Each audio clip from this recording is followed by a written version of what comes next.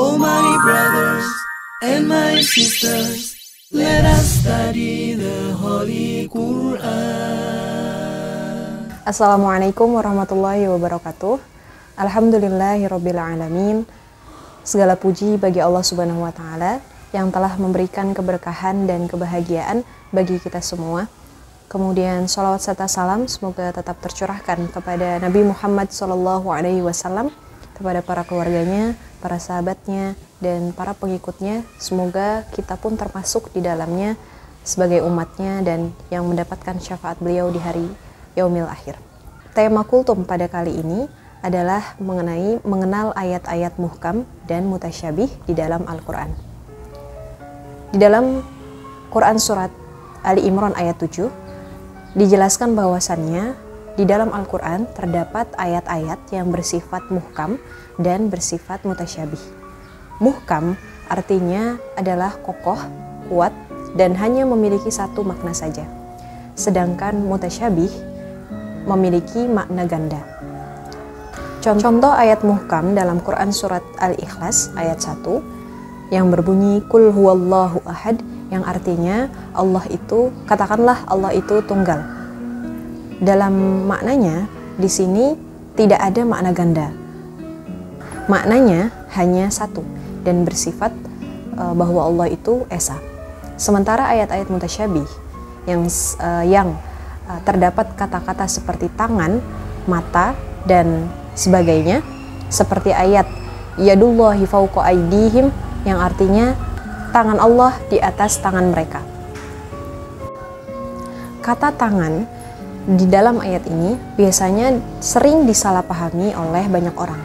Karena itu, makanya kita harus memahami arti daripada kata tangan dalam ayat ini mengacu kepada ayat-ayat muhkam yang menjelaskan bahwasannya Allah itu tidak serupa dengan apapun, termasuk makhluknya. Terlalu gandrung membahas dan mendengarkan pembahasan mengenai ayat-ayat mutasyabihat berpotensi membuat kita terjerumus kepada fitnah. Maka dari itu, dalam memahami dan mendengarkan pembahasan-pembahasan mengenai ayat-ayat mutasyabih, kita harus mengacu kepada ayat-ayat muhkam. Untuk lebih memahami mengenai ayat muhkam dan ayat mutasyabih, maka kita bisa simak kisah berikut ini. Suatu kali, Imam Amr bin Murrah kedatangan seseorang laki-laki. Dan seorang laki-laki ini berkata kepada Imam Amr bin Murrah, "Aku datang ingin meminta petunjuk. Aku telah masuk ke dalam beberapa firqah ataupun kelompok, dan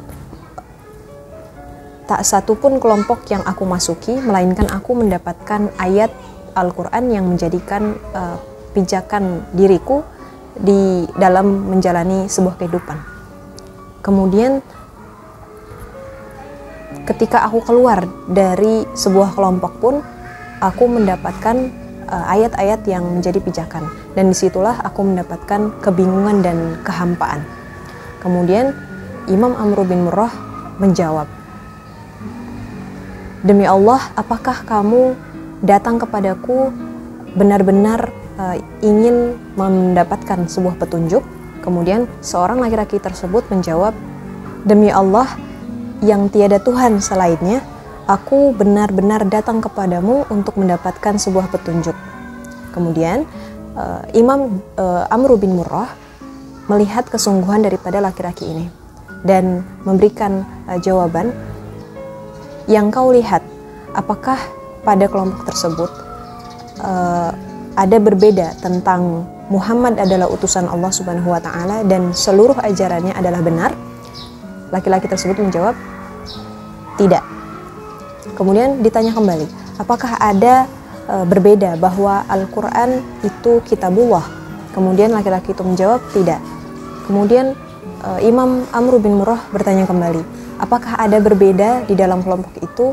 Menjelaskan bahwa sholat yang wajib itu adalah 5. Kemudian laki-laki itu menjawab, "Tidak." Imam Amr bin Murrah bertanya kepada laki-laki tersebut berulang kali mengenai hal-hal yang telah disepakati. Kemudian Imam Amr bin Murrah membacakan ayat yang berbunyi, Huwallazi anzala 'alaikal kitaba minhu ayatum muhkamatun hunna ummul kitab wa ukhra mutasyabihat. Yang artinya, dialah yang telah menurunkan kepadamu Alkitab. Di dalamnya ada ayat-ayat muhkamat, itulah induk Alkitab. Dan sementara yang lainnya ada ayat-ayat mutasyabihat.